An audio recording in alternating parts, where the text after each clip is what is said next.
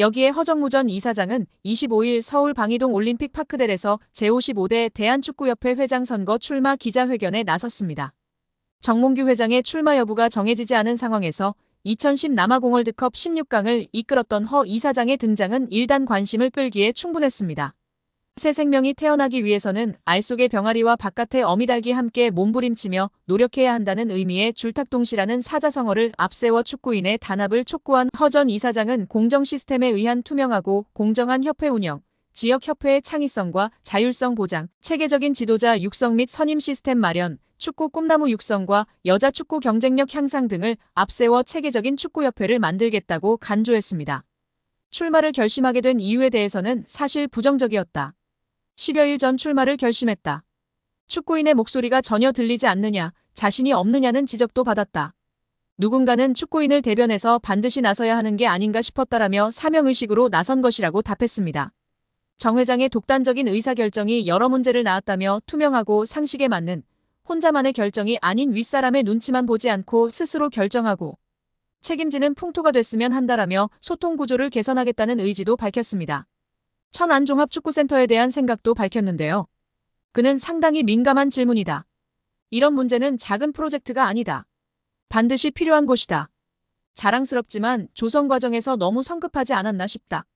이미 진행된 사항이다. 제가 직접 관여하지 않았다. 거기에 대한 정확한 분석, 계약 체결 여부 등을 파악해서 대책 세워야 한다라며 이전에 활용했던 파주 축구대표팀 트레이닝 센터를 되살려 이원화 사용의 필요성을 강조했습니다. 당선되면 남아공 월드컵 16강을 함께 이뤄냈던 박지성, 이영표 등의 행정 참여를 반드시 권하겠다는 허 전 이사장인데요. 그는 축구협회 행정을 반드시 해야 한다. 그런 분들은 보면 잠깐 한국에 들어왔다가 나가는 경우가 있다. 이전에는 제대로 하지 못했던 분위기가 있다. 해외에서 경험한 인재들이 대한민국 축구를 발전시켜 나가야 한다. 박지성, 이영표, 이동국 등 그들은 바쁘다.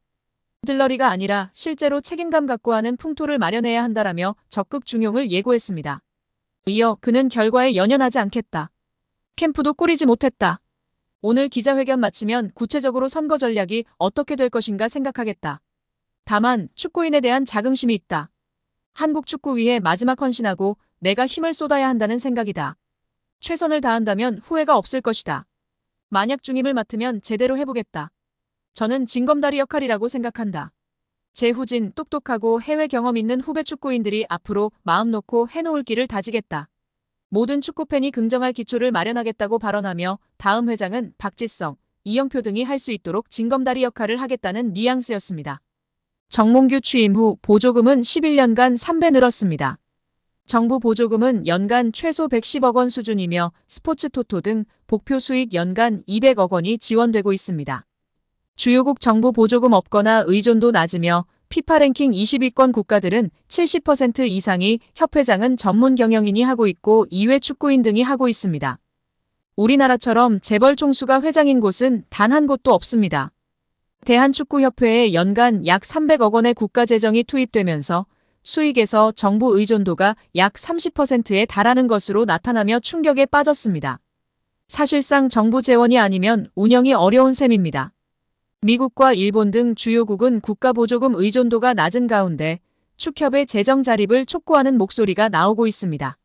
18일 한경닷컴이 축협의 손익계산서를 분석한 결과 지난 2013년 이후 보조금과 복표 수익을 제외하면 연 평균 300억 원 적자를 기록하고 있습니다. 배현진 의원은 24일 오전 국회 문화체육관광위원회 현안 질의에 증인으로 참석한 정 회장과 홍명보 국가대표팀 감독 등을 향해 대한민국 축구종합센터 건립과 관련해 국제현상공모 절차에서 지속적으로 등장하는 HDC 사명에 대한 해명을 요구했습니다. 배 의원은 축구협회가 2015년부터 지금까지 국비와 시비 그리고 자체 재원까지 동원해서 약 1,550억 원을 투입하는 초대형 프로젝트를 추진하고 있다며 2020년 3월에 축구협회가 천안의 부지를 이제 지정하고 난 후에 축구센터 마스터플랜 건축사 건축회사를 선정하기 위해서 국제공모를 시행을 했고 6월에 네덜란드의 UN 스튜디오라는 업체가 최종 선정되는 과정이 있었다고 운을 뗐습니다. 이어 이 과정에서 축구협회가 하는 사업 과정에 현대산업개발 HDC라는 특정 회사의 명칭이 계속 여러 문서에 등장한다는 점이 의아했다며 2020년 3월 13일 축구협회에서 해외 건축사에 발송한 서한을 보면 홍 감독 당시 축구협회 CEO의 명의로 4개의 해외 건축사에 이 공모를 타진하는 문서가 발송됐고, 이 국제 공모에 최종 선정된 UN 스튜디오가 당시에 이 문서에 대해 답신을 하는데 수신된 곳이 축구협회와 현대산업개발 두 곳이라고 지적했습니다. 그러면서 현대산업개발이 전체적인 이 공모의 공식적인 과정에서 실무적인 수신을 받은 것이라며 2020년 11월 24일 UN 스튜디오가 다시 과업범위 및 수수료 제한이라는 계약 조정 문건, 비용에 관한 문건을 축구협회에 발송하는데 이 문서 또한 현대산업개발도 동일하게 수신한다고 꼬집었습니다. 또 축구협회가 정관상 보수를 받을 수 없는 게 원칙인 비상근 임원들에게 자문료 명목으로 매달 수백만 원씩 급여성 고정 보수를 지급했다는 지적이 나왔습니다. 보수를 받은 임원들 중에는 국가대표 출신 최영일, 장회룡, 하석주, 이동국, 이영표, 이천수, 김병지 등을 비롯 축구 해설가 한준희 씨가 포함됐습니다. 이 같은 내용은 지난 5일 문화체육관광부가 발표한 대한축구협회 감사 결과에 들어있는데요. 문체부는 홍명보 축구대표팀 감독 선임 논란을 계기로 축구협회 운영 전반을 들여다본 바 있습니다. 축구협회가 2021년부터 올해 8월까지 비상근 임원 44명 중 34명에게 지급한 보수는 모두 28억 원. 축구협회는 정관과 임원 보수 규정에 의하면 별도 계약을 체결한 경우 비상근 임원이라도 보수를 지급할 수 있다고 주장했습니다. 문체부는 자문계약 대상자 선정이나 자문료 책정 기준을 공정하게 마련하지 않은 채 방만하게 보수를 지급했다고 비판했습니다. 이 기간 축구협회에서 가장 많은 자문료를 받은 비상근 임원은 위르겐 클린스만 감독 선임 당시 활동했던 마이클 밀러 전 전력강화위원장이었습니다. 2023년 축구협회와 2년간 연 25만 달러, 약 3억 4천만 원을 받는 자문 계약을 맺었습니다. 그는 올해 2월 아시안컵 이후 클린스만 감독이 경질될 때 함께 사퇴했고 1년 2개월간 약 3억 5천만 원을 수령한 것으로 드러났습니다. 밀러 이후 전력강화위원장을 맡은 정혜성 위원장은 월 1,500만 원을 받는 자문 계약을 맺었고 2월 말부터 6월 사임할 때까지 7,800만 원을 수령했습니다. 문체부는 두 전직 전력강화위원장이 받은 자문료가 축구협회 임원 보수 규정상 자문료 한도를 초과했다고 봤는데요. 규정에는 분과위원장 자문료 한도를 연 1억 원으로 정하고 있는데 이를 어겼다는 것입니다. 축구협회는 밀러는 당초 협회 지도자 강사로 계약했다가 협회 필요에 의해 전력강화위원장으로 선임했기에 지도자 강사 보수에 준하는 자문료를 책정했으며 정혜성은 전력강화위원장 역할과 책임, 전임자들 자문료 등을 고려해 책정했다고 설명했습니다. 축구협회 전현직 비상근 부회장들은 월 250만 800만 원을 자문료 형식으로 받았습니다. 가장 많은 금액을 받은 이는 1998 프랑스 월드컵 국가대표 출신 최영일 부회장인데요. 그는 2021부터 2022년엔 월 600만 원씩, 지난해와 올해엔 월 800만 원씩 받아 올해 8월까지 2억 9,600만 원 넘는 돈을 지급받았습니다.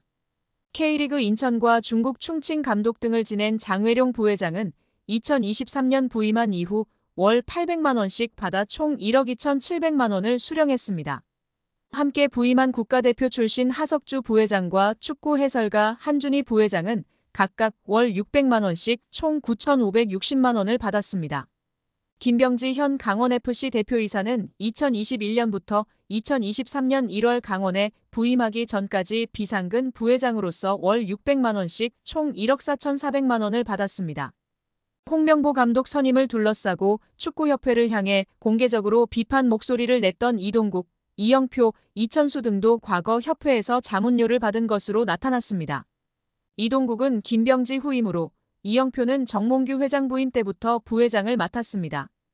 이 둘은 2023년에 월 500만 원을 받는 자문 계약을 맺었으나 그해 4월 승부 조작 등 비위 행위자 기습 사면 시도에 대한 책임으로 축구협회 임원진이 전원 사퇴할 때 함께 물러나 각각 1,100만 원씩 받았습니다. 이천수는 2021년 2월부터 2022년 12월까지 축구협회 사회공헌위원장을 맡으며 월 250만 원씩 총 6천여만 원을 수령했습니다.